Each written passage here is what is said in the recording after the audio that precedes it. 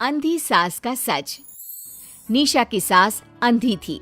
वो ठीक से देख नहीं सकती थी, लेकिन शादी के बाद, माँ जी खाना खा लीजिए, और हाँ मैं आपको दवाई दे रही हूँ, वो भी खा लीजिए।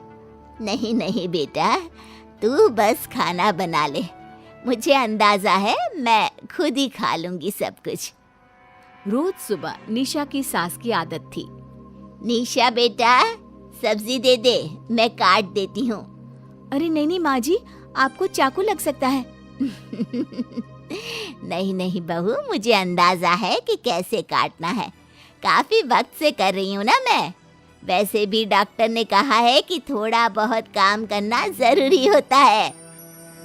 माँ जी, डॉक्टर ने कहा है तो दे देती हूँ आपको, लेकिन मेरा मन नहीं मान रहा। अरे बहू, काम नहीं करूँगी तो कैसे चलेगा, बिल्कुल ही अपाहिज हो जाऊंगी। निशा सास को वो जो काम बोलती वो करने दे देती है। एक दिन निशा की सहेली का फोन आता है। सास सुन रही होती है कि वो किसी से बात कर रही है। क्या हो गया रमा, हमेशा परेशान से ही क्यों रहती हो? आ जाओ ना कभी मेरे घर पर। अरे नहीं रे, तुझे परेशान नहीं करना चाहती हूँ। मैं जानती हूँ तेरी सास अंधी है। अरे कैसे मैनेज करती होगी तू अकेले? मेरे घर में मेरी सास कोई काम नहीं करती। मैंने तो इनको साफ कह दिया है कि काम करेंगी तो ठीक है, नहीं तो इन्हें वृद्धाश्रम छोड़ आऊंगी। निशा की सास सहेली की बात सुनकर डर जाती है। वो बिना निशा का जवाब सुने वहां से चली जाती है। सास के जाने के बाद निशा कहती है, अरे नहीं नहीं, मेरी सास तो पूरा काम करती है। वो सब्जी काट देती है तो मैं छोंक देती हूँ, वो आटा गूंथ देती है तो मैं रोटी बना देती हूँ। अरे माँ जी तो झाड़ू भी इतना अच्छा लगाती है कि किसी को लगे ही नहीं कि किसी अंधे इंसान ने झाड़ू लगाया होगा। तू तो किस्मत वाली है। अरे मेरी सास के तो सारे अंग ठीक होने के बाद भी मगरमच्छ की तरह पसरी रहती है, सारा दिन सारी रात। अरे पता नहीं बुढ़िया को इतनी नींद आती भी कैसे है।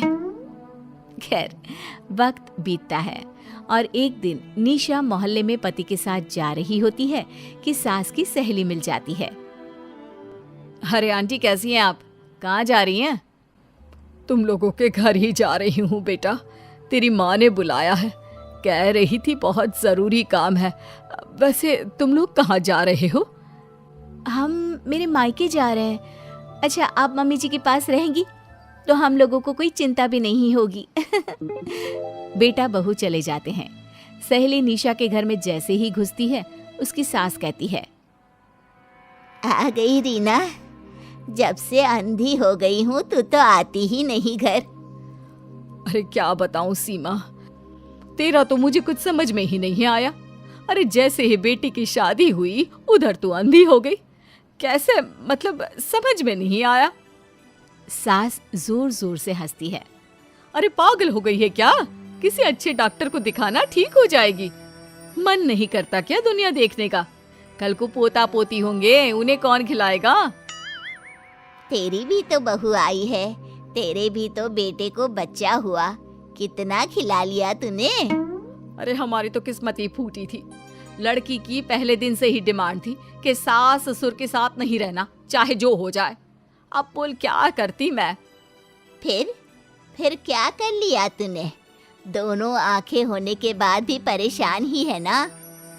हाँ, पर चल कम से कम दुनिया देख तो रही हूँ ना, तेरी तरह अंधी तो नहीं हो गई। निशा की सास शांत हो जाती है। उनकी आंख से आंसू गिरने लगते हैं।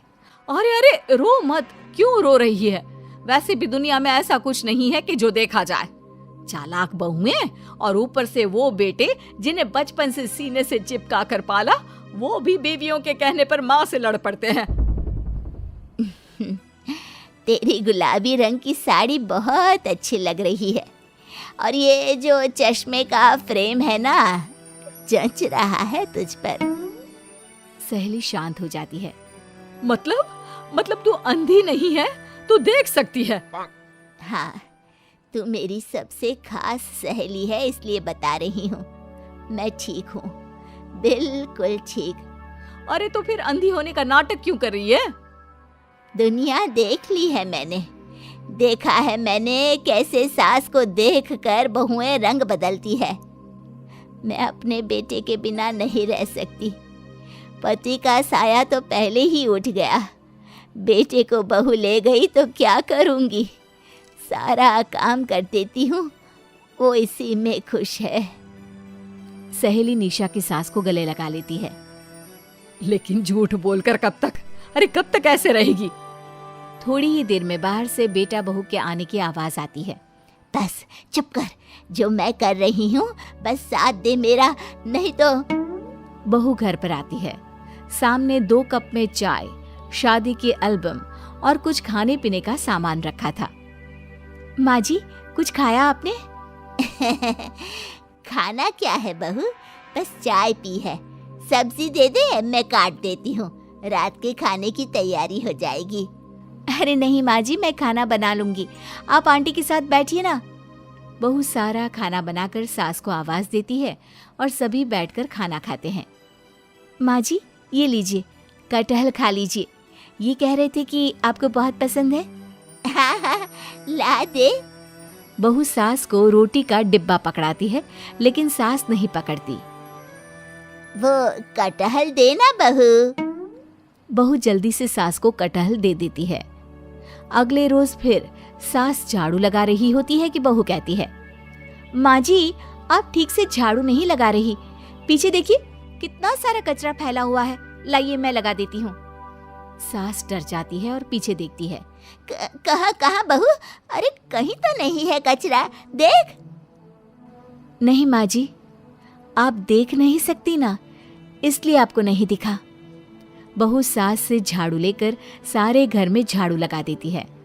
सास अब जो काम करने जाती, बहू उनसे छीन लेती। क्या बात है बहू, आजकल तुम मुझे कोई काम क्यों नहीं करने देती? माँ जी, काम ही क्या है, हम 3 लोगों के लिए खाना और 2 कमरे की घर की सफाई, ये तो मैं आसानी से कर सकती हूँ। सास को समझ में नहीं आता कि आखिर बहू ऐसा क्यों बोल रही है। वो कुछ दिनों तक सब देखती है और फिर एक दिन बहू की सहेली आती है। अरे रमा, क्या बात है, कैसे आना हुआ? बैठ, मैं चाय लाती हूँ। अरे नहीं नहीं निशा, तू सहेली से बात कर, मैं ले आती हूँ चाय। वाह, क्या बात है, तेरी सास को आंख से दिख भी नहीं रहा, लेकिन चाय बनाने को तैयार। और एक मेरी वाली है, हाथ पैर हिलाने के भी पैसे लेती है। वैसे यार आज मैं रिलैक्स हूँ, छोड़ आई मैं उन्हें वृद्धाश्रम। सास डर जाती है और अंदर से चाय बनाकर ले आती है, लेकिन डर के मारे सास के हाथ से चाय की ट्रे गिर जाती है। बहू की सहेली बोल पड़ती है, अरे कुछ काम होता नहीं है तो करती क्यों है बुढ़िया, एहसान दिखाने के लिए? अरे मैं तो कहती हूँ तू भी इस अंधी को वहीं छोड़ा। नहीं नहीं निशा बहू, मुझे माफ कर दे, गलती से ट्रे गिर गई, मैं सारा काम करूँगी, बस मुझे मेरे बेटे से अलग ना कर, मैं नहीं रह पाऊंगी उसे देखे बिना। बस माँ, यही सुनना था।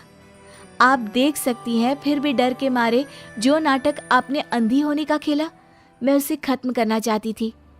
माँ जी, आप घर की बड़ी हैं, मेरे पति की माँ है, मेरे लिए आपकी जगह भगवान से कम नहीं। आप अंधी नहीं भी होंगी तो भी मैं कभी भी आपको खुद से दूर नहीं करूंगी माँ जी, मेरा विश्वास रखिए। फिर निशा सहेली को देखती है। अच्छा होगा रमा कि तुम मेरे घर से चली जाए, क्योंकि मेरे घर में ऐसे लोगों के लिए कोई जगह नहीं है जो बड़ों की इज्जत नहीं करते। सास चैन की सांस लेती है। जीती रहे बहू, जीती रहे।